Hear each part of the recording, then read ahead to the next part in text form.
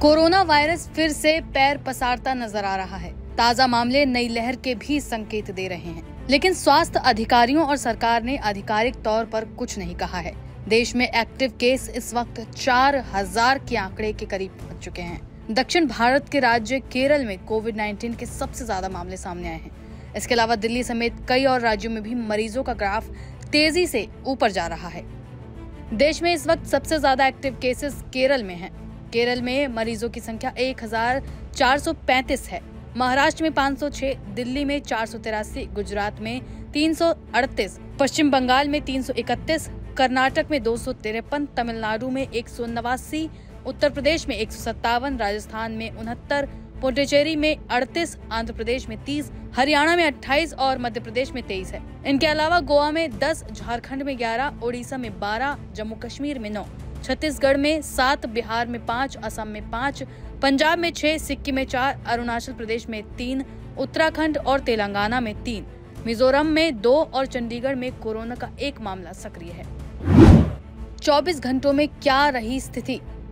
स्वास्थ्य विभाग ने बताया कि सोमवार सुबह तक देश में एक्टिव केस 3961 थे। बीते 24 घंटों में 203 मरीज मिले हैं और इस दौरान सबसे ज्यादा मरीज दिल्ली में पाए गए हैं। इस वक्त दिल्ली में नए केसों की संख्या 47 बताई जा रही है, जबकि पश्चिम बंगाल में 44, केरल में 35, महाराष्ट्र में 21, गुजरात में 18, कर्नाटक में 15, उत्तर प्रदेश में 8, आंध्र प्रदेश और राजस्थान में 7 मरीज आए हैं। इन मरीजों के केस बीते 24 घंटे में दर्ज किए गए। क्या है तैयारी? मीडिया रिपोर्ट्स में सरकारी सूत्रों के हवाले से बताया जा रहा है कि अधिकारी कोविड-19 की स्थिति पर लगातार नजर बनाए हुए हैं। हालांकि संक्रमण की गंभीरता कम है और मरीज होम आइसोलेशन में ठीक हो रहे हैं। जानकारों का कहना है कि देश के पश्चिमी और दक्षिणी क्षेत्रों की जीनोम सीक्वेंसिंग से पता चला है कि ओमिक्रॉन के सब वेरिएंट्स के चलते ही मामले बढ़ रहे हैं। फिलहाल ओमिक्रॉन के 4 सब वेरिएंट मिले हैं। इनमें LF7, XFG, JN1 और NB181 शामिल है। मंत्रालय ने लोगों से अपील की है कि घबराने की जरूरत नहीं है और लोगों से भीड़ भाड़ वाले इलाकों में मास्क का इस्तेमाल करने और कोरोना से सावधानी बरतने की जरूरत है।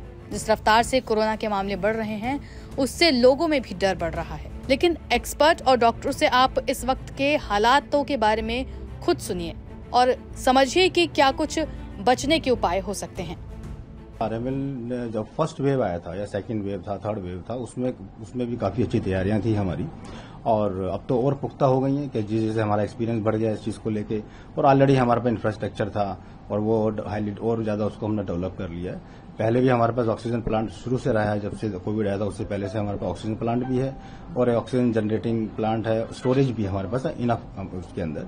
और आज की डेट में अगर हम बात करते हैं तो हमारे पास अभी तक टोटल 4 केसेज आए थे कोविड पॉजिटिव, मतलब आए नहीं थे, वो जो हमारे ऑलरेडी पेशेंट एडमिटेड जो पेशेंट्स हैं जिनके अंदर कोमॉर्बिड कंडीशन थी उनमें हमने टेस्ट किया था, ARI सिम्टम्स थे उनको, वो पॉजिटिव आए थे, लेकिन वो चारों के चारों पेशेंट्स अब डिस्चार्ज हो चुके हैं स्टेबल कंडीशन के साथ।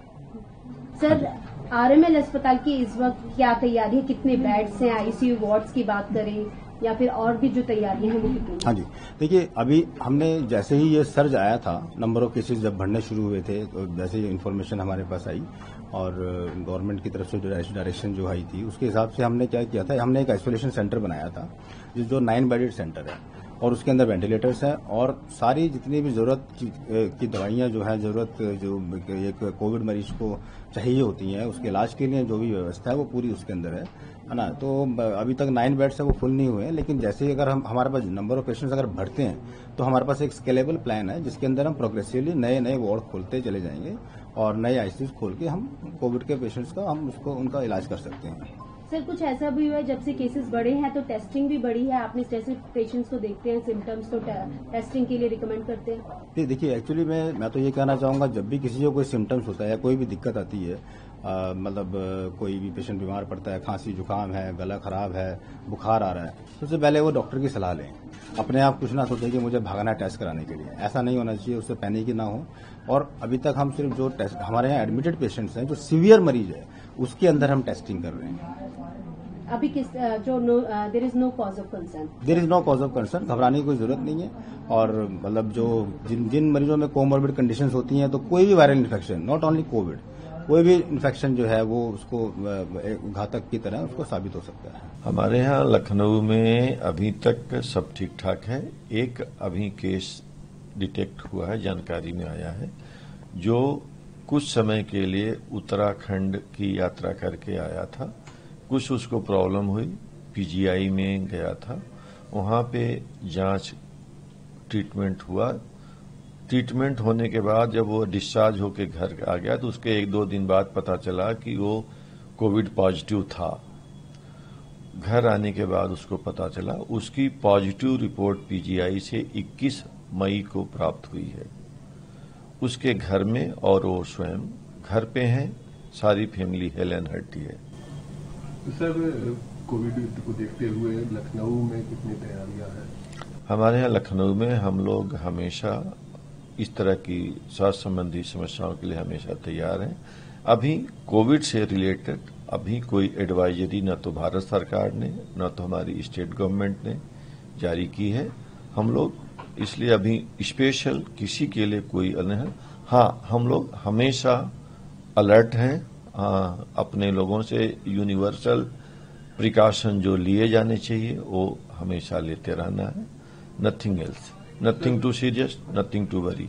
पिछले कुछ दिनों में हमने देखा है कि कोविड के केसेस और टेस्ट रिक्वेस्ट्स बढ़ गई हैं, और ज्यादातर ये जो केसेस हैं ये ओमिक्रॉन का ही एक सब लीनिएज है, जिस वेरिएंट का नाम है BA.286। उसी के सब वेरिएंट्स या डिसेंडेंट्स हैं ये 2 प्रकार के पाए गए हैं, एंड एक है JN1 और इसके अलावा ऑल्सो NB181 या LF7, ये दोनों वेरिएंट्स भी पाए गए हैं। बट थैंकफुली ये जो वेरिएंट्स हैं अभी, और इसमें जो म्यूटेशन या उत्परिवर्तन हुए हैं इन वायरसेस में, ये अलग अलग वेरिएंट्स आने के लिए, हमने ये देखा है कि इन वेरिएंट्स में स्प्रेडिंग पावर कि एक पर्सन से दूसरे पर्सन को कैसे इन्फेक्ट कर रहे हैं वो ज्यादा है, परंतु इसमें जो हम लक्षण देख रहे हैं वो थैंकफुली अभी तक मामूली लक्षण ही है और कुछ सीरियस केसेस नहीं पाए गए हैं। साथ में अगर हम बात करें तो कुछ दिन बाद के केसेस एकदम से बढ़ गए हैं क्योंकि आपके पास टेस्टिंग के लिए आते हैं। सो आई थिंक उसके 2 कारण हैं। एक कारण है कि जो ये वायरस है वो बहुत ही फुर्तीलेपन से फैल रहा है, इसलिए लोग टेस्ट कर रहे हैं। दूसरा आई थिंक इसका कारण ये भी है कि लोग ज्यादा जागरूक हो गए हैं, क्योंकि साउथ ईस्ट एशियन कंट्रीज में काफी ज्यादा केसेस आए थे, तो जो लोगों ने ट्रैवल करा है और उन्हें फ्लू लाइक सिम्टम्स है, एंड अदरवाइज ऑल्सो लोग जानते हैं कि ये बहुत तेजी से इसके लक्षण फैलते हैं, इसलिए वो टेस्ट कर रहे हैं ताकि अपने आसपास के जो और लोग हैं जो इम्यूनो कॉम्प्रोमाइज्ड हैं या एल्डरली लोग हैं उनको भी प्रोटेक्ट कर पाएं इस वायरस से।